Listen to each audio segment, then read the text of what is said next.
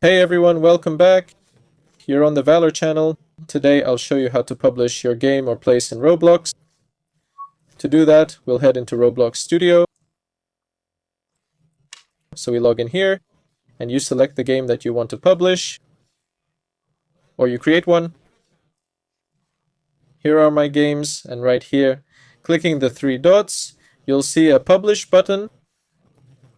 If it says you can't publish, then we'll need to go to the Creator Hub.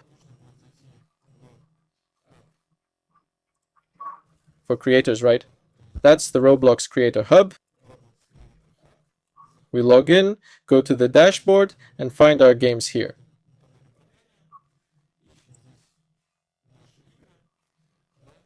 Click the three dots and just click on it.